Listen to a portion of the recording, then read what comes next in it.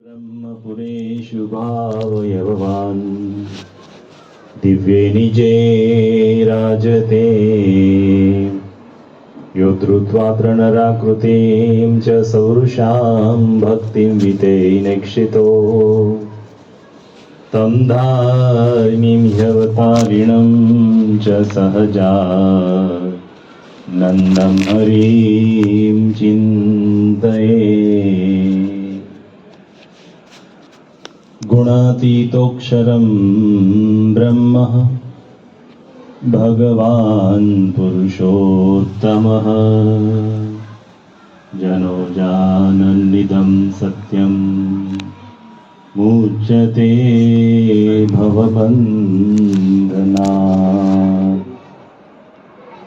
श्री स्वामिनारायण भगवाननी जय। अक्षर पुरुषोत्तम महाराजनी जय। गुणातीतानंद स्वामी महाराजनी जय। भगत जी महाराजनी जय। शास्त्री जी महाराजनी जय। योगी जी महाराजनी जय। प्रमुख स्वामी महाराजनी जय। महंत स्वामी महाराजनी जय। सूरत अक्षरधाम महोत्सवनी जय। सौरी भक्तों ने जय स्वामीनारायण। जय स्वामी। ब्रह्म स्वरूप योगी जी महाराज एक बोध कथा આપણને અવારનવાર સંભળાવતા કે એક વખત એક રાજા એ પોતે રથમાં બેસી અને જતો હતો, એટલે રાજાનું પોતાનું કાર્ય નગરની અંદર પોતાની જ્યાં સત્તા હોય ત્યાં બધે ફરીને સમાજના પ્રશ્નો દુઃખ પ્રોબ્લેમ હોય કે દૂર કરે। એટલે રાજાનો સ્વભાવ કે પોતે દિવસ દરમિયાન પોતાના પ્રદેશમાં ફરે અને એક વખત ફરતા ફરતા એક નગરમાંથી પસાર થાય છે, ત્યાં એક નદી વહેતી હતી। પહેલાના વખતમાં નદીમાં 12 મહિના પાણી રહેતા અને આખા ગામનું જેને કહેવાય કે જીવાદોરી સમાન નદી હોય, એટલે કપડા ધોવાનું ત્યાં હોય, ઢોરને પાણી પાવાના પણ ત્યાં હોય અને નાવા ધોવાનું પણ ગામને બધાને ત્યાં જ નદીમાં હોય। આજે આ રાજા પોતે નદી કિનારે નીકળે છે ને ત્યાં એક સંત પોતે સ્નાન કરતા હતા। સવારનો પ્રહર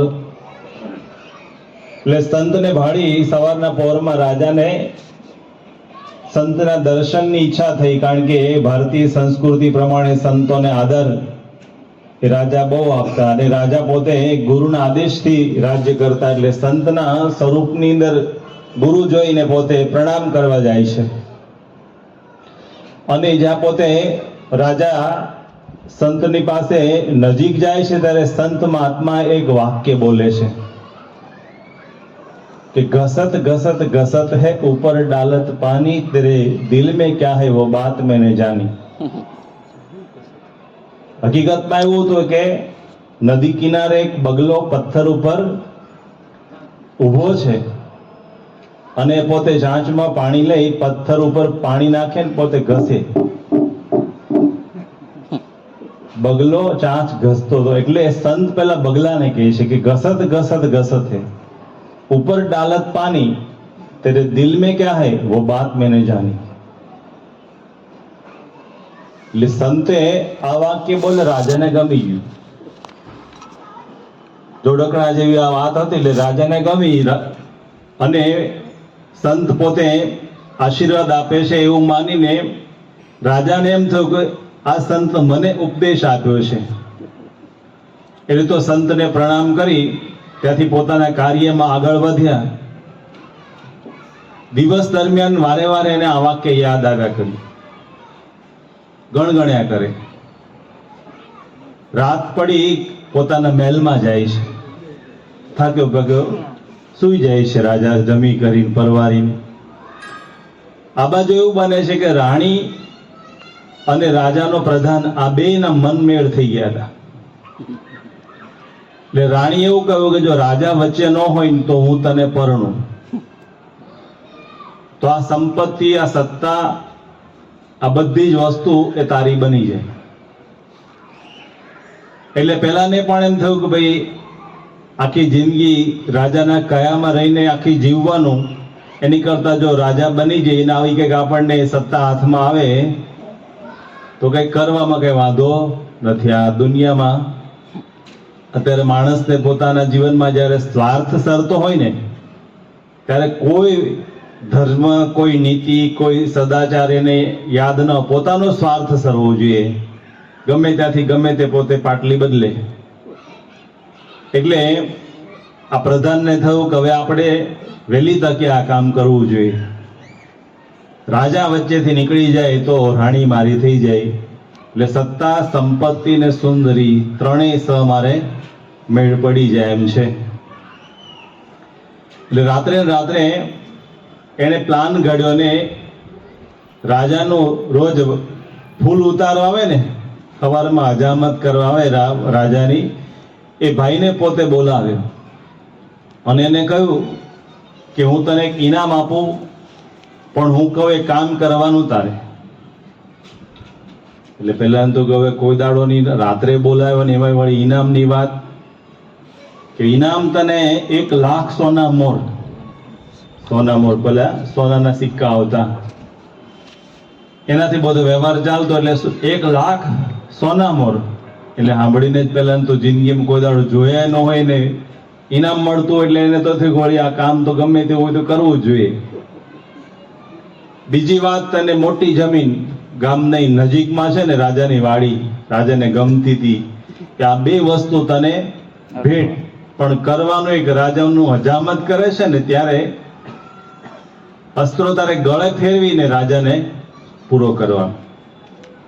એટલે પેલા તો આ સાંભળીને તો પેલા તો ગભરાઈ ગયો એકદમ, કે રાજા તો મને બધું 12 મહિનાનો વર્ષાસન આપે, બધું પૂરું કરે, અનંત વસ્ત્ર વગેરે, એ રાજા તો મારો ભગવાન કહેવાય, એને કેવી રીતે મારે મારો?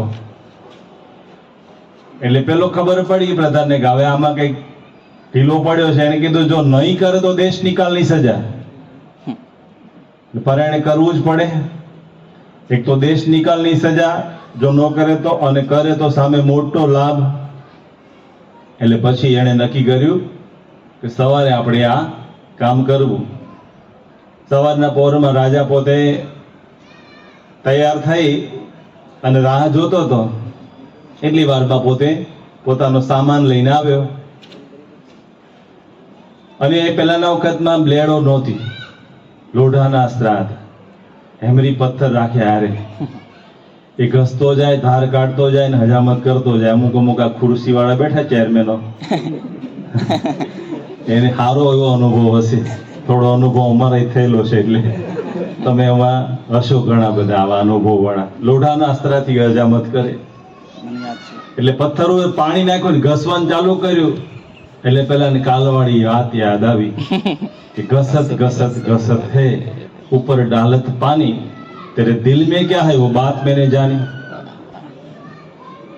એ પેલા તો રાજાના જાસૂસ પાવરફુલ હોય એવું સાંભળ્યું હતું. કદાચ આપણી વાત રાજા સુધી પહોંચી ગઈ લાગે છે. બાકી આવું કોઈ દાડો બોલ્યો નથી રાજા, આજે જ કેમ બોલ્યો? એટલે પેલા વાતમાં પહેલી વખત રાજા બોલ્યો ને એમાં શંકા પડી, એટલે થોડો વિચારમાં પડ્યો ને કામમાં થોડું ઢીલાશ આવી. એટલે ફરી વખત ચાલુ કર્યું, ફરી વાર રાજા બોલ્યો. એટલે હવે થયું કે જો ભાગવું તો એ રાજા પકડી લેશે, કારણ કે હવે રાજાને ખબર પડી જ ગઈ છે કે અમારો પ્લાન શું છે.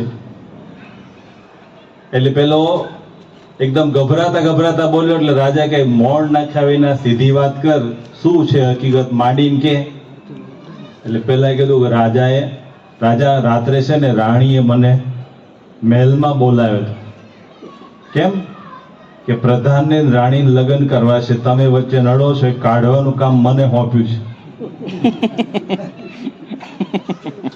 હવે રાજા ગભરાવા માંડ્યો કે આખી જિંદગી બધું રાણીને સોંપ્યું, જે કઈ મિલકત આવે, જે કઈ સત્તા આવે એ બધું રાણીને સોંપી દઉં છું. મારી જોડે બેસી આખા દુનિયામાં જ્યાં ફરું ત્યાં દરેક જગ્યાએ મારી હારે એને પણ બધાય સન્માને, આખી જિંદગી મારી જોડે રહે, અને એ વ્યક્તિ બીજાની છે. એટલે એ પણ થોડી વારમાં એકદમ તમર ચડી ગઈ. એને પણ થયું કે આવું કેમ. પણ રાજાએ થયું કે હવે તાત્કાલિક નિર્ણય લેવા જેવો છે. એટલે કીધું તું બોલ્યો એ વાત સાચી કે હા, આમાં કઈ ખોટું નથી કે ના, કે તું બે તારું ઇનામ પાકું, તને જે શરત રાખીને ઇનામ આપવાનું કીધું એ હું આપીશ. પણ પ્રધાન અને રાણીને જીવતા, જેને કહેવાય હજુ તો જાગે ને પરવારે પેલા એને પકડી લીધા. પકડીને બેન હાજર કર્યા. વાત કબૂલ આવી. બંને હા પાડી કે વાત આવી બની હતી. રાજાએ બેયને આજીવન જીવે ત્યાં સુધી કેદમાં, જેલમાં મૂકી દીધા. પ્રધાન અને રાણીને બેને જેલમાં મૂકી દીધા. કારણ કે આ દુશ્મનને છૂટા ન મુકાય, એ ગમે ત્યારે દગો કરે. એટલે રાજા પોતે રાજનીતિ ભણેલો, એ પ્રમાણે એને બેને જેલમાં નાખ્યા. પણ રાજા હવે વિચાર કરવા માંડ્યો કે જે રાણીને આખી જિંદગી મેં પાલવી તોય મારી ના થઈ, અને જે મહાત્માને મેં કોઈ દાડો અન્નનો દાણો નથી આપ્યો, રાજ્યમાં એને આશ્રમ કરીને ઝૂંપડું નથી કરી આપ્યું, એને મતે પાણીનો ગ્લાસ ભરીને આપ્યો, પણ એ સંતના દર્શન કરવા હું ગયો, અને એ સંતના દર્શનથી જે મને લાભ થયો, જેને કારણે હું આજે જીવતો છું, નહીં તો જીવતો ના હોત. એ સંતે મને આશીર્વાદ આપ્યા, જેને કારણે હું જીવતો છું. માટે ખરેખર મારા જીવનના આગળના જે કઈ વર્ષો જીવું એ સંત માટે અને સંતના સમાગમ માટે જીવું. હવે બીજું મારે કંઈ કરવું નથી. રાજ્યમાં પેલા સંતને સરસ આશ્રમ બાંધી રોજ એનો સત્સંગ કરવાની અને રોજ એની સેવા કરવાની રાજાએ ટેક લીધી, અને કાયમ એનું જીવન એ સંત સમાગમને માર્ગે એણે વધાર્યું, અને જીવન એ રીતે જીવવા માંડ્યો કે જે સંતના એક વચનથી મારું જીવન બચી જતું હોય, તો જે સંતનો રોજ સમાગમ કરું તો મને કેટલો લાભ થાય. એક વખતના એક વચનથી મારી જિંદગી બચી જાય, આખી જિંદગી જો એના વચન સાંભળું તો મને કેટલો લાભ થાય. એટલા માટે નિષ્કોણ મુક્તાનંદ સ્વામી બહુ સુંદર વાત એમના કીર્તનમાં આપણને કરી કે જીરે સંત વચન ભાવે સોણે, તેના પાત કરે પામે સર્વે નાશ, પ્રીત વધે પર બ્રહ્મમાં. મુક્તાનંદ કહે રે તે તરે તત ખેવ, સંતથી મહાસુખ પામીએ. જીરે સંત વચન ભાવે સોણે, તેના પાતક પામે સર્વે નાશ, પ્રીત વધે પરબ્રહ્મમાં. ભગવાનના સંત હોય, એના વચનમાં જો જીવ વિશ્વાસ લાવે અને એનો સમાગમ કરે તો બહુ મોટો લાભ થાય છે. વચનામૃત સારંગપુર પ્રકરણનું 18મું શ્રીજી મહારાજ કહે છે કે શ્રદ્ધાવાન પુરુષ હોય અને સાચા સંતનો સંગ મળે અને સાચા સંતના વચનમાં શ્રદ્ધાવાન થાય તો કામ, ક્રોધ, લોભ આદિ સર્વે શત્રુ નાશ પામે, અને જ્ઞાન, વૈરાગ, ભક્તિ આદિ કલ્યાણકારી ગુણ સર્વે પ્રગટ થઈ આવે. ભગવાનના સંત એના વચનમાં વિશ્વાસ લાવે તો કેવા મોટા દોષો એ નાશ પામે, અને એની સામે કેવો મોટો લાભ થાય. જ્ઞાન, વૈરાગ, ભક્તિ આદિ ગુણો છે એનામાં પ્રગટ થાય છે. એટલા માટે શ્રીજી મહારાજે આપણને કહ્યું કે આ સત્સંગ છે એ કેવો છે. પ્રથમના 14ના વચનામૃતમાં શ્રીજી મહારાજ કહ્યું કે આ સંસારમાં દીકરા, દીકરી, ધન, દોલત એ તો સર્વે સ્વપ્ન તુલ્ય છે, પણ મને આ સંત સમાગમ મળ્યો તે તો ચિંતામણી અને કલ્પ વૃક્ષ સમાન છે. જે આપણે સત્સંગનો લાભ લઈ રહ્યા છીએ, જે સત્સંગમાં રોજ જઈએ છીએ, એ કેવો સત્સંગ છે? ચિંતામણી અને કલ્પ વૃક્ષ સમાન.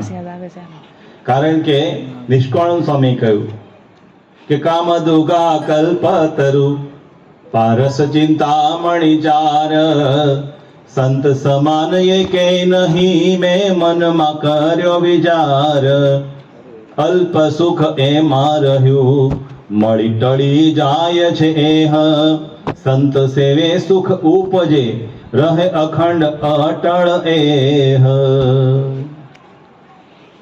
કામદુગા ગાય હોય એટલે એ ગાય તમારા ઘરે રહીને હોય અને તમે કામના કરો ને એ પૂરી થાય. કામદુગા ગાય.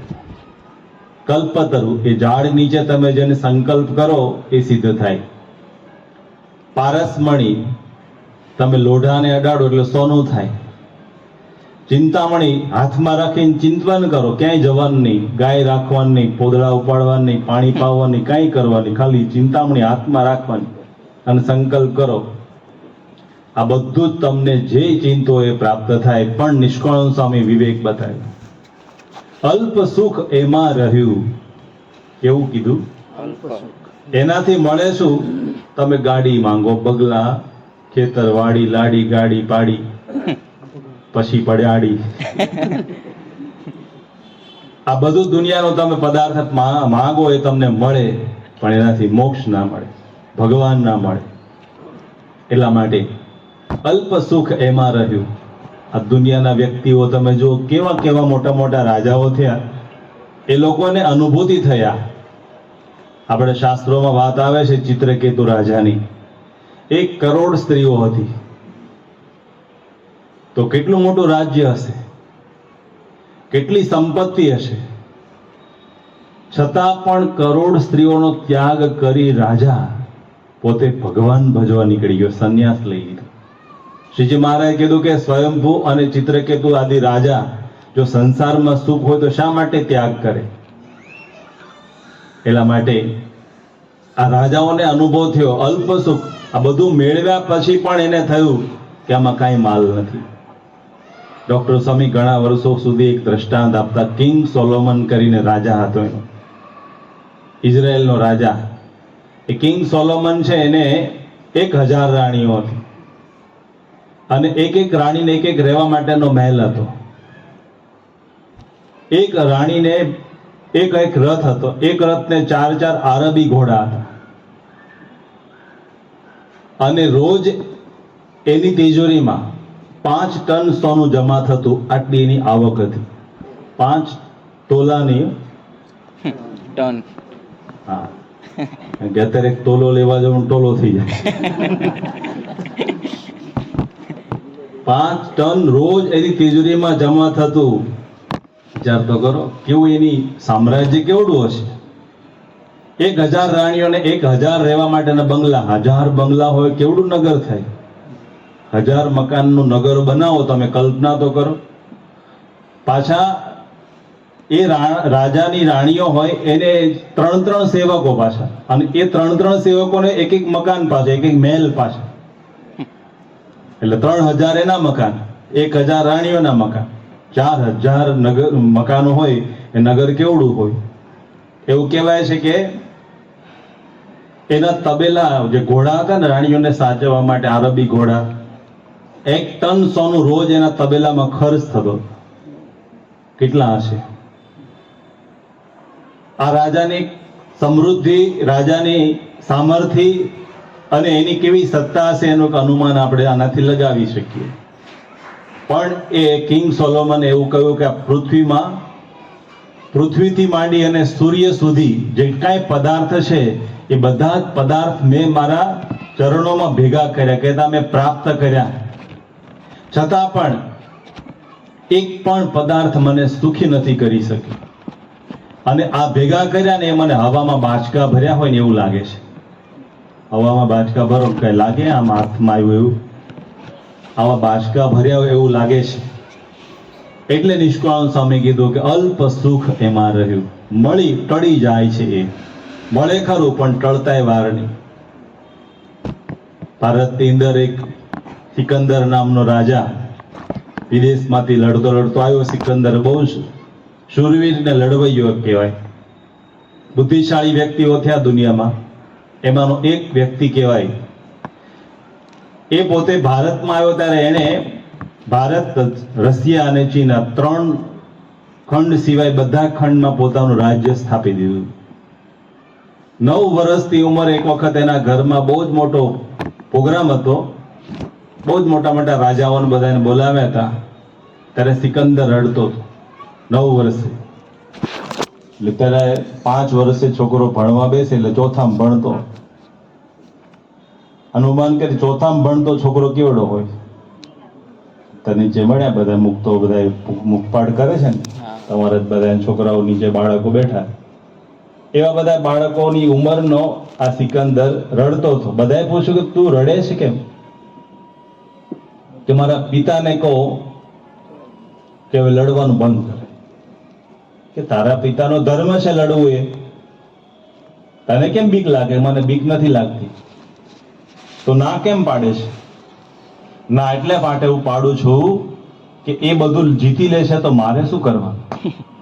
મારા માટે રેવા દે દુનિયા, કે મારે લડીને મારી જાતે જીતવું છે. મને કોઈ ગિફ્ટમાં આપે રાજ્ય એવું નથી જોતું, મારે મારી જાતે મારું સામ્રાજ્ય ઊભું કરવું છે. આ વિચારનો વ્યક્તિ હતો 9 વર્ષે. 16 વર્ષે વ્યક્તિ મેદાનમાં લડવા માટે ઉતર્યો અને 16 વર્ષ લડ્યો. એને પોણી દુનિયા પોતાના કદમોમાં ઝુકાવી. આવો 32 વર્ષનો એક યુવાન ભારતની અંદર પોરસ, પુરુષોત્તમ રાજા, જેને પોરસ આપણે ઇતિહાસમાં ભણીએ છીએ, ઓરિજિનલ નામ એનું પુરુષોત્તમ રાજા હતું. એની સાથે હારી જાય છે અને પછી એની સાથે જ્ઞાનની ચર્ચાઓ થાય છે અને ત્યાં બીમાર પડે. સિકંદર પોતે પોતાના દેશ તરફ જતા રસ્તામાં મૃત્યુ પામે છે. પણ એ વખતે મૃત્યુ પામતી વખતે એને વિચાર આવ્યો, કારણ કે એને બહુ જ હીરા જવેરા તો બહુ ભેગું કરેલું, બધા અનેક રાજાઓને મારીને લૂંટીને બધું પોતાનું સામ્રાજ્ય સ્થાપ્યું. એ ભેગું કર્યું, પોતાની સાથે લઈને ફરતો. અને એક દિવસ એને એના વૈદ્યોએ કહી દીધું કે હવે તમારા આ દર્દની કોઈ દવા અમારી પાસે નથી. કારણ કે એ વખત તક્ષશિલા અને નાલંદાના ખૂબ સારા વૈદ્યો બધા એને પોતે લઈ ગયો હતો. એણે પણ ના પાડી કે તમારી કોઈ દવા હવે અમારી પાસે નથી, તમે થોડા દિવસના મહેમાન છો. ત્યારે સિકંદરને યાદ આવે છે કે આટલી સમૃદ્ધિ, આટલી મોટી સત્તા અને આટલું સામ્રાજ્ય ફેલાવ્યું અને મારે જવાનું, પણ હવે આ જે થઈ ગયું છે મારે જવાનું તો નક્કી, પણ આ બહુ મોટી ભૂલ કરી મારા જીવનમાં કે મેં જે કરવાનું હતું ને કંઈક બીજું, અને મેં આ જગતના અંદર જુદું કામ કર્યું છે. એટલે પણ દુનિયાને સંદેશ તો મારે આપવો છે કે મેં ભૂલ કરી હોય બીજો ન કરે. એને ફરમાન લખાયું કે હું લખું, તમે પછી દુનિયામાં હું મરું ત્યારે મારી કબર ઉપર તમે લખીને મૂકજો, તો માણસોને ખબર પડે કે હકીકત જીવનમાં કંઈક જુદું છે કરવાનું. કે મારા મરણ વખતે મિલકત બધી અહીં પધરાવજો, મારી નનામી સાથે તે કબ્રસ્તાનમાં લાવજો. આખા જગતને જીતનારું સૈન્ય રડતું રહ્યું વિકરાળ દળ, ગોપાળનું કાળને ન ઠેલી શક્યું, બહુ બાહુબળથી મેળવ્યું પણ એ ભોગવી ના શક્યો, અબજોની મિલકત ખર્ચતા સિકંદર ના બજ્યો. મારા વૈદોને હકીમોને અહીં બોલાવજો, મારી નનામી તેહના ખભે ઉપડાવજો, મૃત્યુ દેહ રહે આગળ પાછળ સર્વને દોડાવજો. ધન ફના જોબન ફના, જળને જગત પણ છે ફના, પરિણામ મળશે પરલોકમાં પુણ્ય કે પાપના, દોરી તૂટી આયુષ્યની તેને સાંધનાર કોણ, દર્દીના એ દર્દને દફનાવનાર કોણ. આ 2 પ્રશ્નો મૂક્યા અને 3 વાત દુનિયાને દેખાડી કે હું મરું ને ત્યારે મારી સંપત્તિ કબ્રસ્તાન દિલાવજો અને મારા હાથ ખુલ્લા રાખજો. કે આ હાથથી આ ભેગું કર્યું પણ ખુલ્લા ને ખાલી હાથે જાય છે, તમે આની પાસે જિંદગી ખર્ચી નાખતા નહીં. એને અનુભવ થયો કે અલ્પ સુખ એમાં રહ્યું, મળી ટળી જાય છે. બધું મેળવ્યું પણ એને અલ્પ લાગ્યું, આમાં કાંઈ માલ નથી. વૈદોને હકીમો પાસે નામે ઉપડાવજો. કેમ કે આટલા હતા ભેગા તોય મર્યો. કોઈ એવું નામ માંગી લે ફેમિલી ડોક્ટર અમને જીવાડી દેશે. કોઈ ડોક્ટર હોય તો ફોટો નહીં લગાડતા, પણ ઘણાને એમ હોય કે અમે ફલાણા ડોક્ટર એક ટેબ્લેટ લઈએ ને એટલે અમારે તરત સારું જ થઈ જાય. પણ દવા છે ને દર્દની હોય, મોતની દવા હોતી નથી. વૈદોને હકીમોને આધારે તમે જીવો અને લાંબુ જીવી જશો એ વાતમાં કોઈ માલ નથી. અને શસ્ત્રબંધ બધા સૈનિકોને તમે સ્મશાન યાત્રામાં જોડજો. કોઈ મરે ત્યારે આપણે તો કપડા ખાધા પહેરે, ખબર? બધા લાકડે જઈ આવ્યા, અશ્વિના કુમાર બધા ગયા છે, એક વાર તો બધાને મેળ પડ્યો છે. પણ તમે જુઓ એ વખતે માણસો બહુ કઈ શણગાર ન કરે, કઈ એવા રજોગુણી કપડા નો હોય, સાદા હોય. પણ એને કીધું બધા શસ્ત્ર બંધ, બધા સૈનિકોને તમે હારે લેજો. કે આનું શું કારણ? એનું કારણ એ કે આટલા બધા શસ્ત્રબંધ હથિયાર વાળા સૈનિકો ભેગા હતા ને તોય મોત આવ્યું ત્યારે આ લોકો કામમાં આવ્યા નથી. ને કોઈ જાજા સલામતી રાખે એટલે લાંબુ જીવાય એવું નથી, કારણ કે ઘણી વખત સલામતી વાળા જ ઘણી વખત પૂરું કરતા હોય છે. પૂજ્ય બ્રહ્મભૂષણ સ્વામી મારી ધારી અમારી સાથે ત્યાં સેવામાં છે.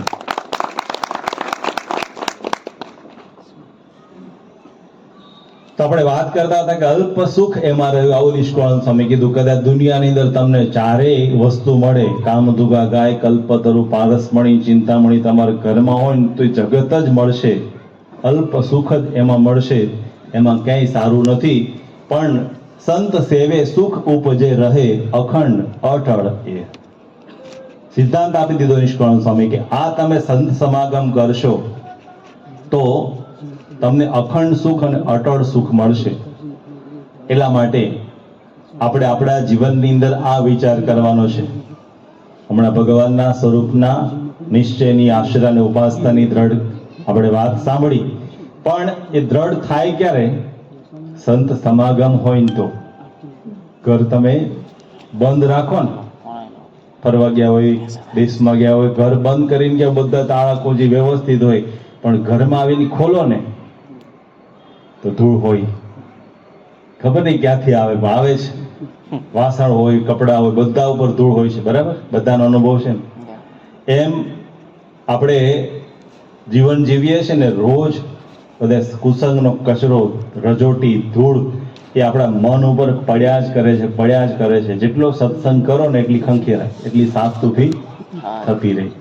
એટલા માટે નિષ્કાળ સ્વામી આપણને બહુ સુંદર વાત કહે છે કે એવા સંત મળી જાય તો આપણું કામ બહુ સુંદર કરી આપે.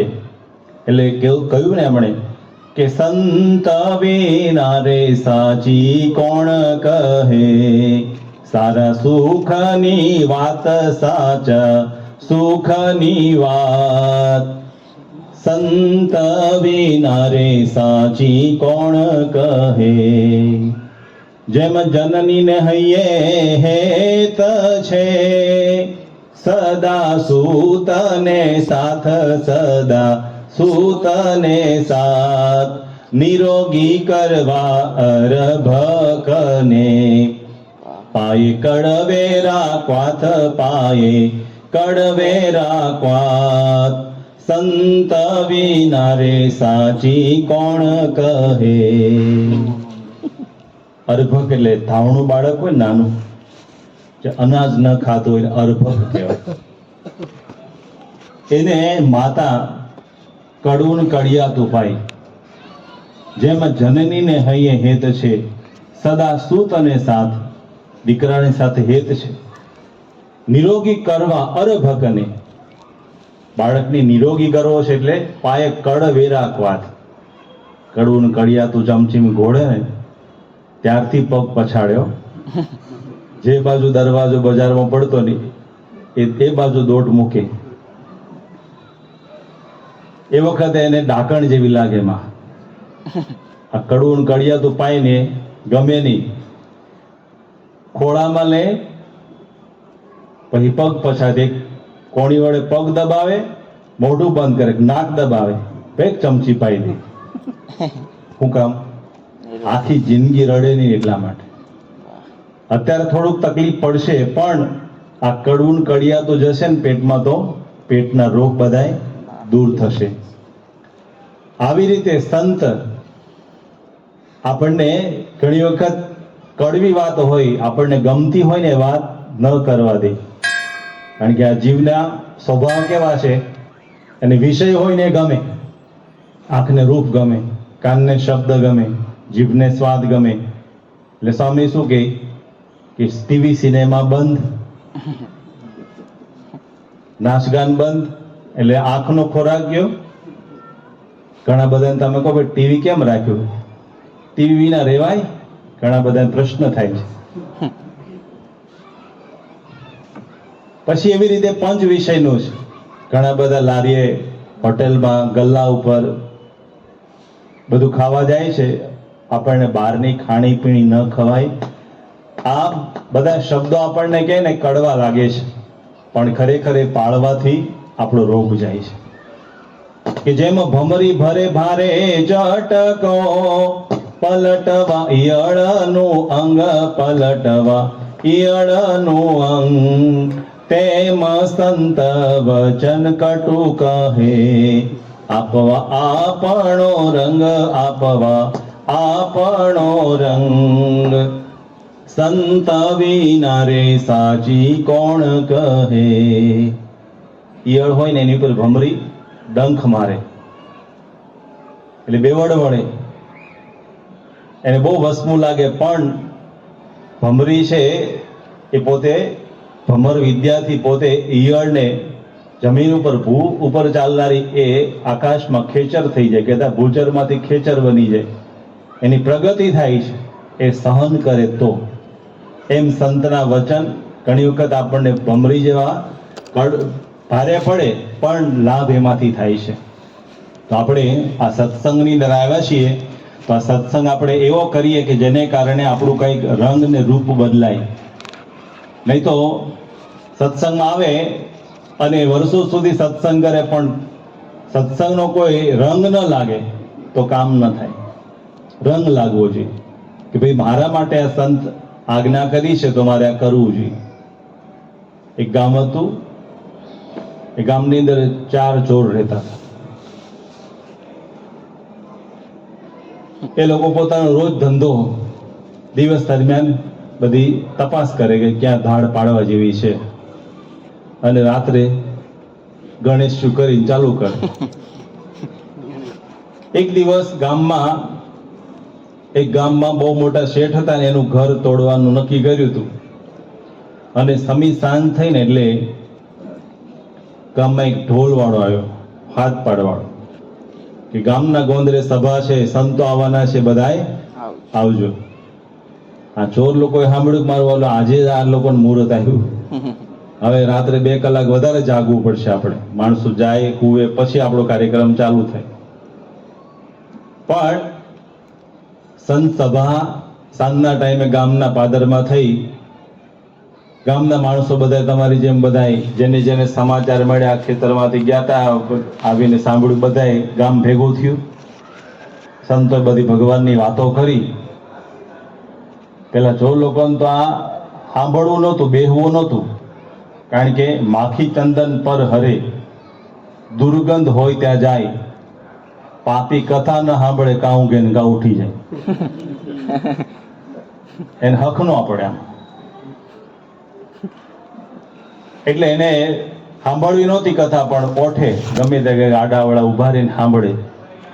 સંતો બધી વાતો બહુ સારી સારી કરતા કે આ જગતમાં ભગવાન છે ને એ શાશ્વત છે, અને આ જગત છે ને એ નાશવંત છે.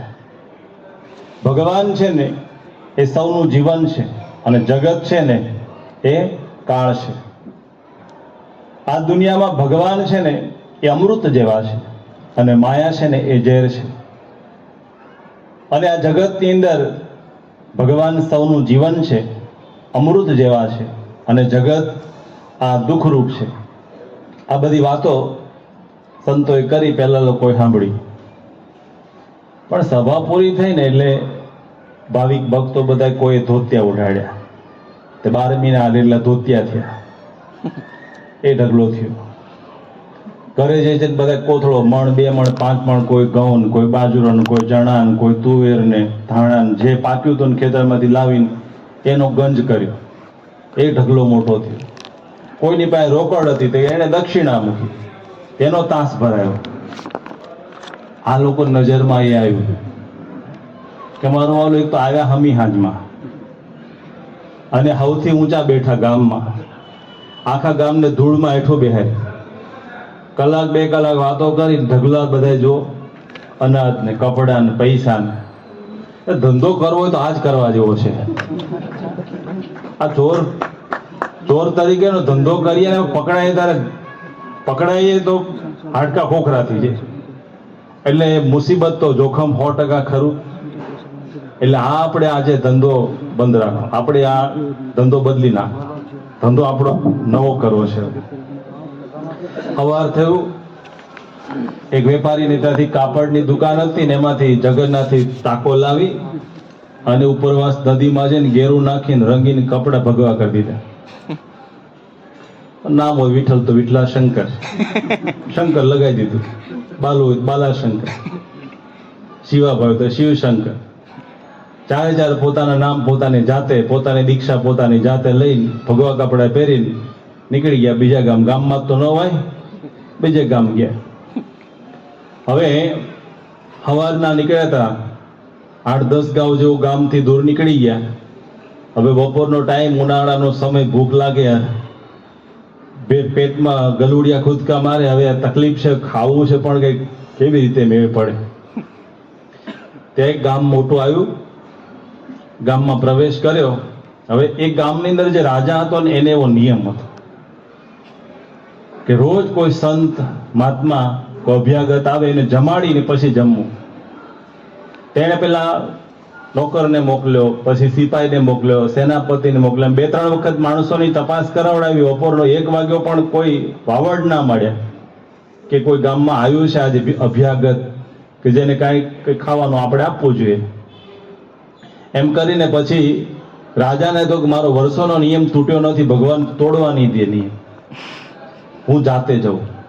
પછી ભગવાનને સંભાળીને જમવું, પણ આજે મારે જાતે તપાસ કરવી છે, પછી મારો નિયમ તોડું. કોઈ સંતને મહાત્માને જમાડીને પછી જમવું, એવો નિયમ મારો તૂટવો ના જોઈએ. પોતે રથ લઈને નીકળ્યો અને પેલી 4 મૂર્તિ આવી. એને તો રથમાંથી ઉતરીને સીધો દંડવત માંડ્યો કરો રાજા કે આપણે એકની રાહ જોતા હતા ને 4 આવી ગયા. ઓહો, ધન ભાગ ધન ગળી, ભાગ બળે જહાં સંત પધારે. કપડા, રથ એ બધું જોઈને પેલા ખબર પડી કે આ તો રાજા ખુદ છે. કાયમ આપણે રાજાના પગમાં પડતા ને દંડવત કરતા. કપડાનો પ્રતાપ તો જો, રાજા આપણી પગમાં પડે છે. આ આપણું તીર બરાબર વાગ્યું છે, આપણો રસ્તો ને કામ આ બરાબર પાર પડ્યું છે. આજ તો બરાબરનું કામ થઈ ગયું આપણું, રાજા પગમાં પડે છે. ચારે વિનંતી કરી કે મહાત્માજી પધારો અમારા મહેલમાં અને ભોજન અંગીકાર કરો. તમારા માટે ભોજન તો તૈયાર છે, તમે મોડા પડ્યા છો. પેલા કે જો આ બીજું કામ થયું, ખાવાનું મેળ પડી ગયો. આજનો દાડો તો સુધરી ગયો. ચારે મહેલમાં લઈ જઈ આસન પાથરી આપ્યા અને પગ ધોયા, ચરણામૃત લીધું, પૂજન કરીને થાળ જમાડ્યું. આવજો છોગલા ધારી, મારે ઘેર આવજો છોગલા ધારી. પેલા ખાતા જાય ને વખાણ કરતા જાય. ખરેખર આજે રાજાના મહેલમાં રાજાની સામે આપણે જમવાનો મેળ પડ્યો. અને પછી જમી લીધું એટલે મુખવાસ આપ્યો, ઉતારો આપ્યો કે તડકો છે ઉનાળામાં, આ જમીન તરત ન હલાય, થોડો આરામ કરીને પછી આગળ મુકામ હોય ત્યાં તમે સીધા આવજો. એટલે આરામનો મેળ પડી ગયો. બાકી તો જાડવા નહીં, જેમ ખેતરમાં કંઈક આડા પડ્યા હોય. હવે 4 વાગ્યા ને નીકળવાનો સમય થયો એટલે રાજા કે આજે તો એક સંતની રાહ જોતા હતા, 4 આવ્યા, માટે આપણે 4 ગણું દાન કરવું છે. દક્ષિણા આલવી છે, 4 ગણી આપવી છે. એટલે સોના મોરના 4 થાળ તૈયાર કર્યા. એટલે પેલા લોકોને એ પણ કામ નહોતું, મેળ પડી ગયો. હવે રાજા દક્ષિણા આપવા જાય છે ને ત્યાં રાણી નીકળ્યા. રાણીએ જોયું કે આજે એક ના રોજ આપે છે થાળ, આજે 4 છે, માટે આજે કંઈક વિશેષ લાગે છે. આવીને જોયું તો 4 મૂર્તિ. એટલે રાણીએ પૂછ્યું કે ભાઈ શાસ્ત્રોમાં દાન કરવાની વાત 100% કરી છે, પણ એવું કહ્યું છે સુપાત્રને દાન દેવું. તમે તપાસ કર્યો છે આમાં પાત્ર છે કુપાત્ર છે એવું દાનનું કઈ તમે આ લેનારનું કઈ તમે જોયું છે? રાજા કે ના, મને તો આજે શ્રદ્ધા બેઠી હતી એટલે નક્કી કર્યું કે આજે દાન વિશેષ કરવું છે. તે રાણી કે તો આજે મારે પરીક્ષા કરવી છે, પરીક્ષા પછી પાસ થાય તો દાન આપવું છે, નહીં તો જન્મ ટીપટી સજા. પેલા લોકો કે હાથી આખો નીકળી ગયો, પૂછડે હલવાનો. આ રાણીને કોણે કમતે હુજાડી કે આ અત્યારે આવી અહીંયા? રાણીએ તો પોતે 1 by 1 એક એક ને એકારે તો બધાને ભેગા નહોતા કરવા, બધાની વ્યક્તિગત પરીક્ષા લેવાની હતી. એટલે કીધું કે આવો, એટલે મોવડી હતો ને 4 માં એને પેલા બોલાવ્યો. એટલે પોતે ત્યાં ગયો એટલે રાણીએ શું કરેલું, એક માટલાની અંદર સાપ પૂરેલો, એની ઉપર કપડું બાંધ્યું અને મૂક્યું અને કીધું આ પાત્રની અંદર શું છે એ કહી દો તો તમે સાચા, અને રાજકવિનું રાજગુરુનું પદ તમને, રાજ્યમાં ગુરુનું પદ રાજગુરુ, અને આ સોનામોરની ભેટ તમને અર્પણ. હવે આ લોકોને વિચારે મારો આપણે જિંદગીમાં કોઈ દાડો શાસ્ત્ર અડ્યા નથી, કોઈ દાડો નથી કોઈ સત્સંગમાં બેઠા કે નથી કોઈ પ્રકારની સત્સંગની કોઈ વાતો પ્રેમથી સાંભળી, અને આ મોટું કામ આજે આવ્યું કરવું હું. ત્યારે એને યાદ આવ્યું કે રાત્રે આપણે સંતો વાતો કરતા હતા ને, એમાં સંતો એવું કહેતા હતા ભગવાન છે ને એ અમૃત જેવા છે અને માયા છે ને ઝેર છે. રાણીની તાકાત તો નથી ભગવાનને પૂરી શકે, જે પૂર્યું છે એ જગતનું હશે, રાણી આમાં જે છે ઝેર હશે. એટલે રાણી સમજે કે સંતો છે ને સમસામાં વાત કરે. સાચું, જાઓ રાજગુરુનું પદ, સોનામોરનો થાળ ભેટ. બીજાનો વારો આવ્યો, પેલા કહી દીધું કે રાતવાળી યાદ કરજો. બીજાનો વારો આવ્યો, બોલો આમાં શું છે? રાણીએ પૂછ્યું એટલે કીધું ભગવાનના સંતો રાત્રે એવું કહેતા હતા કે ભગવાન છે ને એ પોતે જીવન છે અને માયા છે ને એ કાળ છે. રાણીબામાં જે છે ને કાળ હશે. હા જાઓ પાસ, 2 ને રાજગુરુનું પદ. અને ત્રીજાનો વારો આવ્યો કે ભગવાનના સંતો એવું રાત્રે કહેતા હતા કે ભગવાન શાશ્વત છે અને જગત નાશવંત છે.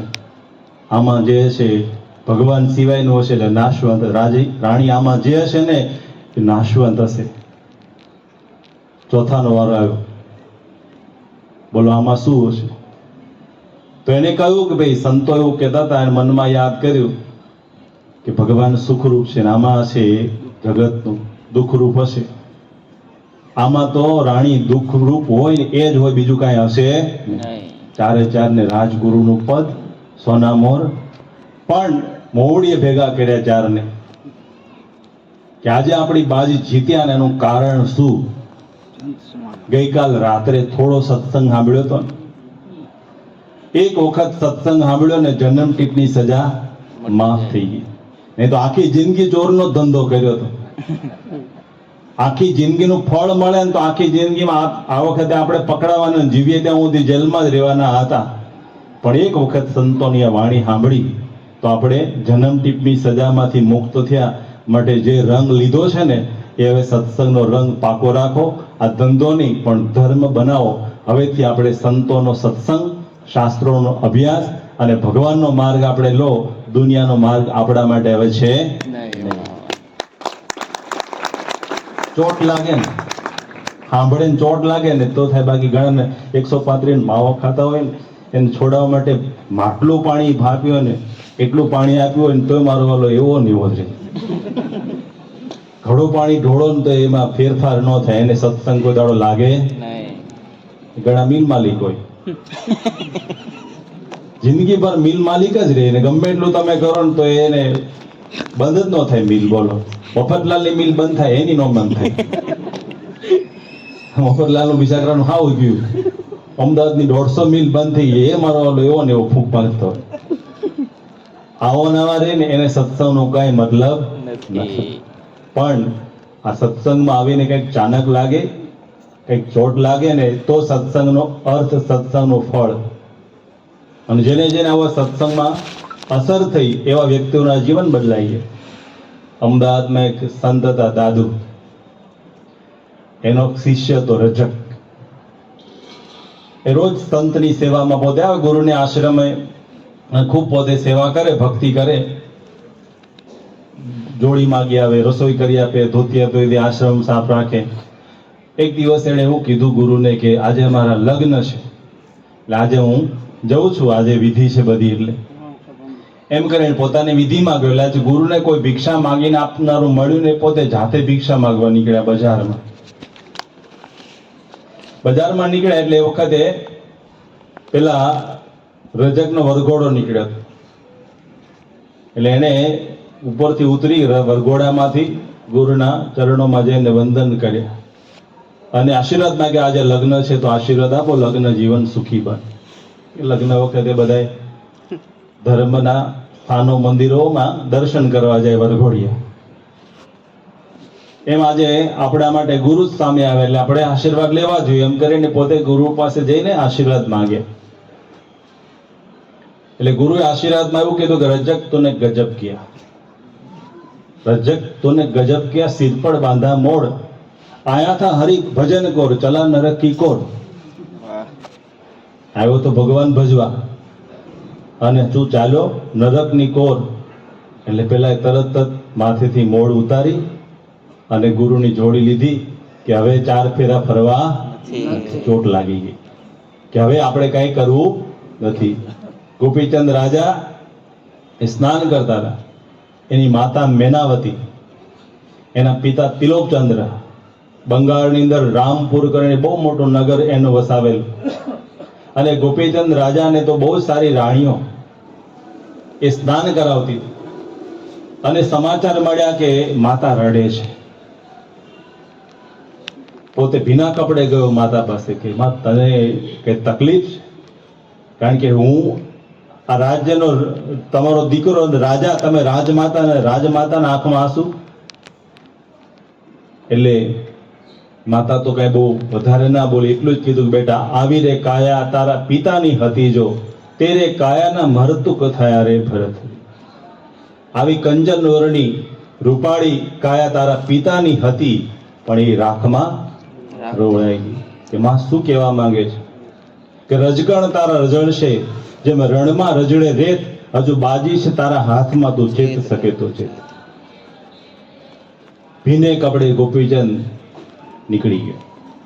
નિષ્કાળ સ્વામીએ માતાઓને વખાણ કર્યા ને એમાં 2 માતાઓને વખાણી કે ધન્ય ધન્ય માતા ધ્રુવ તણી, પુત્રને પ્રેર્યો વૈરાગ, ઉપદેશ આપ્યો એની પેરે, લાગ્યો સંસારીડો આગજી. એક બીજી ગોપીચંદની માતા, એની હગી માતાએ રાણીઓ હતી એટલે દીકરાઓ હશે, દીકરીઓ હશે. રાજમાતા એનો દીકરો રાજા એ રાજ્ય છોડીને જતો રહે તો રાજમાતા નહીં રહે, કારણ કે કાલ સવારે કોઈ યુદ્ધ કરશે તો એને ગુલામ થવું પડશે. પણ માતા કેવી, દીકરાને ભગવાનનો માર્ગ બતાવવા માટે શું કીધું કે તું ભગવાન ભજી લે, આ દુનિયામાં બીજું કાંઈ કરવા જેવું નથી. એટલા માટે નિષ્કાળ સ્વામી કીધું ને કે જનની જીવો રે ગોપીચંદની, પુત્રને પ્રેર્યો વૈરાગ્યજી, ઉપદેશ આપ્યો એની પેરે, લાગ્યો સંસારીડો આગજી, જનની જીવો રે ગોપીચંદની. જનની હોય, માતા હોય તો આવી દીકરાને ભગવાનનો માર્ગ બતાવે.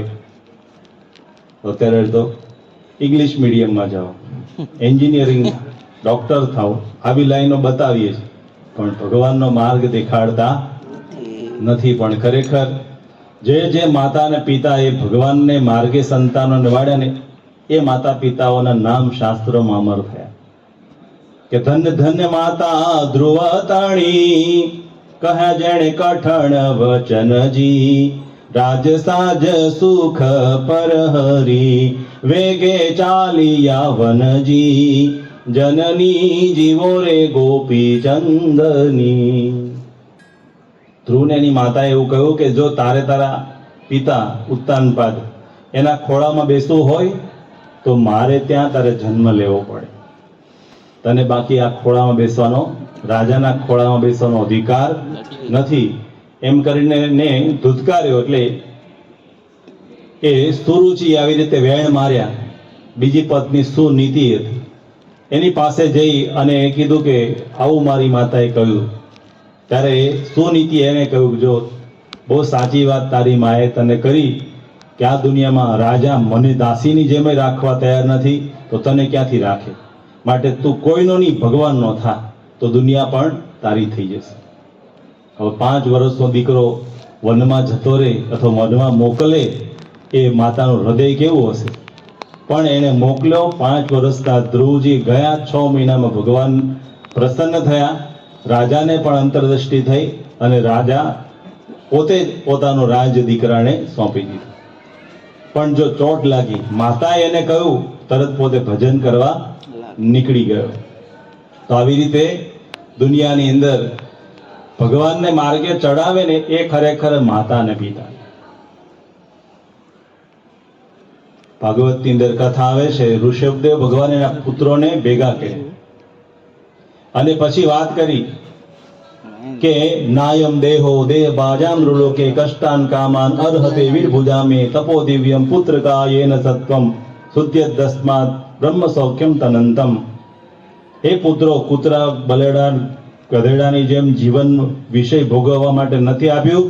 તપો દિવ્યમ પુત્ર કાયેન, તમે દિવ્ય તપ કરી ભગવાનની પ્રાપ્તિ કરો એના માટે મનુષ્ય દેહ મળ્યો છે. એના બધા દીકરાઓ ભજન કરવા નીકળી ગયા. રામાયણમાં વાલીનો પ્રસંગ આવે છે.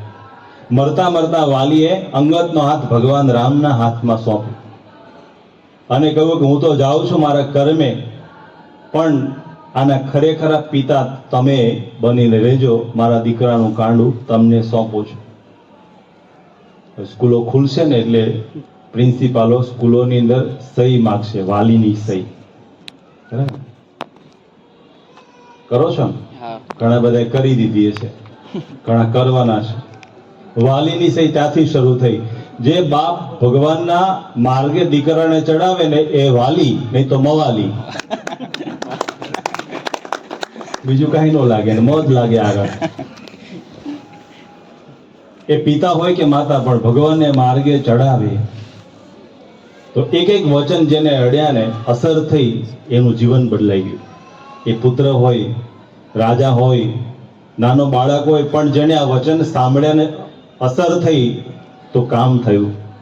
એટલે આપણને આ સત્સંગ મળ્યો છે તો આપણે એ વિચાર કરવાનો છે કે આપણને કોણ ગુરુ મળ્યા છે, કોણ આપણા ઈષ્ટદેવ છે.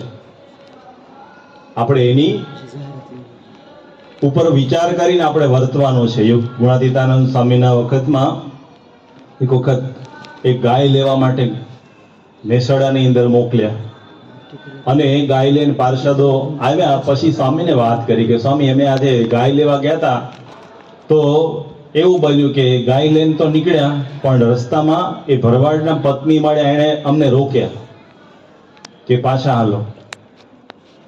પણ કે તમારે ઘરેથી જ ગાય આપી. ગયા બરાબર છે, ભલે ગાય આપી, મંદિર માટે આપી છે ને કે હા, પણ પાછા વળો. એ 2 પાર્ષદોને ગાય લઈને પાછી જોગમાં લઈ ગયા, પેલી ભરવાડણ બાઈ, અને ખીલે બાંધી ગાયને. પછી કંકાવટી ચોખા લઈ ઘરમાંથી આવી ગાયને ચાંદલા કરે, ચોખા ચોળ્યા, ખોળો પાથરીને પગે લાગી અને કહ્યું, હે ગાય માતા, આપણા જોકની લાજ રાખજે, ક્યારે નોજણું માંગતી નહીં. ટાણે કટાણે જ્યારે દોવાનું કે માલિક ત્યારે દોવા દેજે, આપણા જોકની લાજ રાખજે. આવું ભરવાડે ગાયને પગે લાગીને પછી ગાય સોંપી પાર્ષદોને. આવું આજે થયું, આવું સ્વામીને કહ્યું. ગુણાતીતાનંદ સ્વામી કીધું, જોયું, એક ભરવાડને પણ પોતાના જોકની લાજ પડી છે. જોકની લાજ રે એવી એને પડી છે. તો આપણે સ્વામિનારાયણના છીએ, સ્વામિનારાયણની લાજ ન જાય એ આપણે જોવાનું. આપણું વર્તન આપણા વિચાર, આપણો વ્યવહાર, આપણી ચાલ ચલગત એવી હોવી જોઈએ કે આપણા ગુરુ ને ભગવાન એને કોઈ આંગળી ના કરે. એવી રીતે આપણે સત્સંગ કરીએ તો સત્સંગમાં આવ્યા, કંઠી બાંધી, તિલક ચાંદલો કર્યો, સભા ભરીએ સાર્થક. બાકી તો આયા રામ ને ગયા રામ. સભા ભેગા થાય ને હાલો પ્રસાદ તો ખાવા મળશે એમ કરીને ખાલી આવે, ઊભા થાય ખંખેરે, અમે કાંઈ લઈ જતા નથી, એને કાંઈ અસર ન થાય. આપણે આ ગુરુનો વિચાર કરવાનો. મહંત સ્વામી મહારાજ, પ્રમુખ સ્વામી મહારાજના કેવા દિવ્ય ગુણો છે.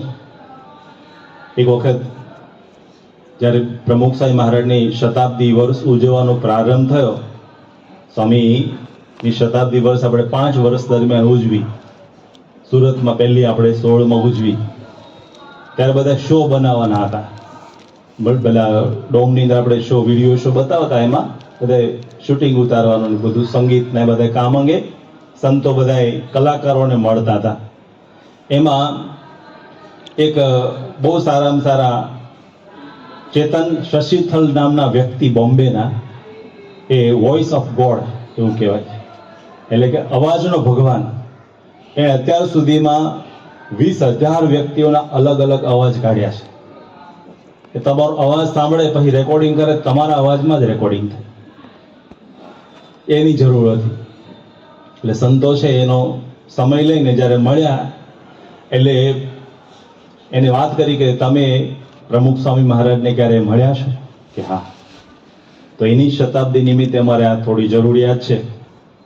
એટલે સંતો એમ થયું કે આપણે તો કલાકારને પહેલી વાર મળીએ છીએ, એ ક્યારે સ્વામીને મળ્યા હશે? ત્યારે એને કીધું કે 1992માં કલ્યાણજી આણંદજીનો કાર્યક્રમ ગાંધીનગર શતાબ્દીમાં થયો હતો, યોગી શતાબ્દી. ત્યારે એક સાઈડ કલાકાર તરીકે મારે એમાં જવાનું થયું. કાર્યક્રમ પૂરો કરી અમે નીકળ્યા, પાછળથી મને કોઈ માણસ બોલાવાયો. એટલે પછી મને કોઈ કહ્યું કે તમને પ્રમુખ સ્વામી બોલાવે. એટલે મને આશ્ચર્ય થયું કે હું તો કલ્યાણજી આણંદજીના મુખ્ય કલાકારોની સાથે સાઈડ કલાકાર તરીકે છું, મારો કોઈ રોલ નથી મોટો, એટલે મને નહીં બોલાવતા હોય, આ લોકોને બોલાવતા હશે. ના, તમને જ બોલાવે છે. એટલે હું ગયો પ્રમુખ સ્વામી મહારાજ પાસે. સ્વામી એકલા બેઠા હતા રૂમમાં. એટલે મને સ્વામી એવું પૂછ્યું કે તમારે કઈ પ્રશ્ન હોય તો પૂછો. એટલે મને આશ્ચર્ય થયું કે કેટલાય મહિનાઓથી હું જે મૂંઝાઉં છું એવો પ્રશ્ન છે એ મેં સ્વામીને કહ્યો. સ્વામીએ આશીર્વાદ આપ્યા અને પ્રોબ્લેમ સોલ્વ. અને પ્રમુખ સ્વામી મહારાજે એ વખતે આશીર્વાદ આપ્યા અને પછી કીધું કઈ તકલીફ હોય ને તો પાછી યાદ કરજો, તમારો પ્રોબ્લેમ દૂર થઈ જશે. હવે 1992ની વાત, હવે 2016માં આ વાત છે. કેટલા વર્ષો વીત્યા ટોટલમાં. એક જ વખત પ્રમુખ સ્વામીને આશીર્વાદ લીધા. એ વ્યક્તિ કે હું રોજ સવારે શણગાર આરતી દાદરમાં ભરાય ને એમાં દર્શન કરવા આવું છું, અને કોઈ મળતો નથી, દર્શન કરીને નીકળી જાઉં છું, પણ હું રોજ ઠાકોરજીના દર્શન કરીને પછી જાઉં છું, કારણ કે મને સ્વામી કહ્યું હતું કે તમે સત્સંગનો યોગ રાખજો. તો એક વ્યક્તિ એક વખત સ્વામીને મળે અને જીવનભર સ્વામીની આજ્ઞા પાળે અને જીવનમાં સ્વામીનો એકનો એક અનુભવ વર્ષો સુધી યાદ રહે, એ કેવું વ્યક્તિત્વ હશે સ્વામીનું. એક વખતની મુલાકાત વર્ષો સુધી એને ભૂલાતી નથી. એ આપણા ગુરુ છે પ્રમુખ સ્વામી મહારાજ, કે જેના એક વખતની મુલાકાતે માણસો જીવનભર યાદ રાખે. એ પ્રોગ્રામમાં એક સંગીતકારની જરૂરિયાત હતી આપણે. એમાં આનંદ શર્મા નામના વ્યક્તિ, આ ચેતન શશીથલ છે ને એની જેમાં બીજા એક આવા સારા કલાકાર આનંદ શર્મા, એ પોતે સંગીતની અંદર બહુ જ સારામાં સારું નામ. એટલે બધાએ સજેસ્ટ કર્યું કે તમે એમના પાસે સંગીત આ પ્રોગ્રામમાં લો તો સારું. એટલે એનો સંપર્ક કર્યો. એને પણ કીધું, જ્યારે પધરામણી કરી સંતો એને મળવા ગયા તો વ્યવસ્થિત હરિભક્તની જેવી પધરામણીની તૈયારી હતી. એટલે પૂછ્યું કે તમે આ રીત જાણી ક્યાંથી? કે મારા પિતાશ્રી એ પોતે ઓલ ઇન્ડિયા રેડિયોમાં અમદાવાદની અંદર પોતે ભજનના કાર્યક્રમો આપતા, બોમ્બે અમદાવાદ રહેતા, એટલે એ અવારનવાર એવું બનતું હતું કે સંતો અમારે ત્યાં ઘરે સંગીત શીખવા આવતા. અને મારે પણ એક વાર એવું બન્યું કે આબુમાં ભણતો હતો, ત્યારે મારા પિતાએ કહ્યું કે મારો દીકરો આબુમાં ભણે છે તો તમે એમને એક વખત મળજો, ત્યાં એ બધું જાવ તો. એટલે એક વખત પ્રમુખ સ્વામી 1981ની સાલમાં આબુમાં આવ્યા તો મને હોસ્ટેલે હું રહેતો હતો ને ત્યાં તપાસ કરીને મને મળવા આવ્યા. એટલે મારા પ્રિન્સિપાલ તો કોઈ સાધુને પાડે એટલે બહુ ચીડાય, અને છોકરાને વળી સાધુ મળવા આવે એટલે એને વધારે શંકા જાય, એટલે તો કોઈ દાડો મળવા જ ના દે. પણ એને ભગવાન વસે અમને મુલાકાત કરાવી, અને પછી પ્રિન્સિપાલને કીધું કે અમારી ગાડી આવશે આનંદને લેવા અને પાછું મૂકી જશે હોસ્ટેલે, તમે એમને રોજ અમે રોકાઈ દરમિયાન આવવા દેજો. એને આ એક છૂટ આપી. તો રોજ સવારે હું બાપાની પૂજામાં એક ભજન ગાઉં અને ફરી નાસ્તો કરી, સ્વામી મને પ્રસાદ આપે, હું નાસ્તો કરીને હોસ્ટેલમાં ગાડી મૂકવા આવે. આવી રીતે 10 દિવસ મેં સ્વામીનો આબુમાં લાભ લીધો. પ્રમુખ સ્વામી મહારાજ એ વખતે મને એક આદેશ કર્યો કે તમારે કોઈ દિવસ કાંદા લસણ ખાવા નહીં. અત્યાર સુધી મારા જીવનમાં ક્યારેય ખાધા નથી. આ પ્રમુખ સ્વામી મહારાજ જેવા પુરુષનું વચન. એક વખત, હવે સત્સંગમાં આમ કઈ કંઠી બધા સત્સંગી ન કહેવાય, પણ એક વખતનું વચન કેટલું બધું અસર કરે. વર્ષો પછી પણ વ્યક્તિએ કોઈ દાડો આજ્ઞા લોપી નથી. આપણે ચાંદલા વાળા ઘણી વખત લારી ઉપર હોય છે. વિચાર કરવા જેવું છે. કોણે ગુરુનો મહિમા સમજ્યા? માટે આ આપણા પુરુષ આવા ગુરુ પ્રતાપી છે. એ આ પ્રભાવ વ્યક્તિને પડે છે ને, એ કોઈ જાદુ નથી, એ વ્યક્તિગત સત્પુરુષની અંદરેલા સદગુણો, એ શ્રીજી મહારાજ આ સંતમાં રહ્યા છે એનો આ પ્રભાવ છે. જ્યારે મહંત સ્વામી મહારાજ પોતે નવસારી બિરાજતા હતા એ વખતે અરવિંદ બબલ આપણા જે ડાયરેક્ટર છે એ સ્વામીને મળવા માટે ગયા. હવે એને તો એટલા બધા સિગરેટના અઠંગ વ્યસની કે બહારની લાંબી ટૂર હોય ને પ્લેનની, તો પોતે ટુકડે ટુકડે જાય, કારણ કે દરેક એરપોર્ટ ઉપર સિગરેટ પીવાનું એક અલગ જગ્યા આપે. એટલે એ પીવા સારું ત્યાં ફરતી ફરતી કલાકે ઉતરવાનું હોય ને, ત્યાં પોતે એવી ટિકિટ લઈને પોતે દૂરની ટ્રાય કરે. આવો વ્યક્તિ એના દીકરાના સમ ખાઈને માથે હાથ મૂકીને કેટલી વાર પ્રતિજ્ઞાઓ કરી, પણ એકે વખત એનું વ્યસન મૂકવાનું કામ સફળ ન થાય. પણ મહંત સ્વામી મહારાજે ખાલી આમ ઈશારો કર્યો, ગયું. ખબર નહીં કે હવે સિગરેટ ભાડું મને કંઈક થાય, અને મારી જોડે પીનારા હતા એ બધાને છોડાવ્યું. આ વિચાર કરો, આ પુરુષ આટલી નાની વાતની અસર થાય ને એનું કારણ એમાં રહેલા શ્રીજી મહારાજ એ કાર્ય કરે છે, એ પ્રભાવ એનો છે. તો એવા પ્રતાપી ગુરુ એ આપણને પ્રાપ્ત થયા છે. એટલે આપણે એને આશરે છીએ. એટલે એની આજ્ઞામાં રહી આપણે સત્સંગ કરશું તો આપણું કલેવર બદલાશે, તો આપણું જીવન શુદ્ધ થશે. જેમ વાલેરો વરુ હતો પણ ગુણાતીતાનંદ સ્વામીને ગુરુ તરીકે સ્વીકાર્યા, તો લૂંટફાટ કરનારો વ્યક્તિ વચન સિદ્ધ પુરુષ બન્યા. એક વખત એની ડેલીએ બેઠા હતા, એક ગઢવી પોતે ગાડું લઈને નીકળ્યા. એટલે પૂછ્યું કે ગઢવી ક્યાં જાઓ? કે ત્યાં સાણા ડુંગરમાં માતાને પગે લગાવે છો. કેમ? એક લગ્ન કર્યા હતા પણ સંતાન નહોતા, એટલે બીજા લગ્ન કર્યા છે, એટલે એને પગે લગાડવા ત્યાં જવું છે સાણા ડુંગર માતાને દર્શને મળીમાં. એટલે એને કીધું કે તું પાછો વળ, તારા જે પત્ની છે ને પેલા એના તારા 2 દીકરા થશે. 2 દીકરા થશે. હવાલેરા વરુણની વાત છે. એક વખત એવું બન્યું કે કોકના દીકરા લઈ લેતા હતા, એ સૌને કરી દેતા. આજે વ્યક્તિ બીજાને આશીર્વાદ આપીને 2 દીકરા થયા ગઢવીને. તે વિચાર કરો, એક ગુણાતીતાનંદ સ્વામી સાચા ગુરુ મળ્યા અને પોતાનું પરિવર્તન થયું, તો આ દૈવત ગુરુને કારણે છે.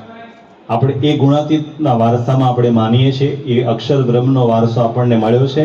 એ અક્ષર બ્રહ્મ ગુરુ અત્યારે મહંત સ્વામી મહારાજ છે.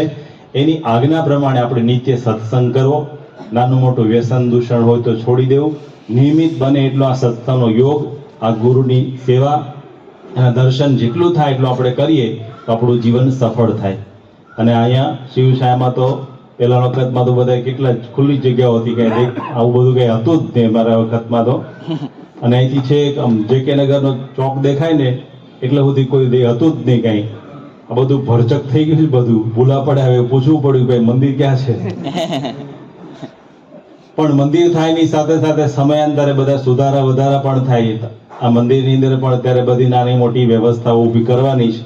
એટલે બાપાનો આદેશ હોય, સંતો આપણને આજ્ઞા કરે તો આપણે એનો સેવાનો જે તને મને ધને જે કાંઈ નાની મોટી સેવા આવે એ આપણે કરીને રાજી કરવા, ઘણા બધાને અક્ષરધામની પણ સેવાઓ ઘણા બધા લખાવી, ઘણા બધા પૂરી કરી, ઘણાની ચાલુ હશે. આ વિસ્તારનું મંદિર એમાં નાના મોટું કાંઈ પણ જરૂરિયાત ઊભી થાય તો એ રિનોવેશનના કામો આવ્યા જ કરવાના, કારણ કે આપણને કંઈક તક મળશે ને તો જ આપણે કંઈક કરવાના છે. વસ્તુ કેવી બનવાની, કંઈક તક હોય, અક્ષરધામ કર્યું તો આપણે જોડાણા. અને ક્યાં નાણાવટનો સત્સંગ, અમે તો નાણાવટમાં 200 માણસની સભાના દર્શન કરેલા.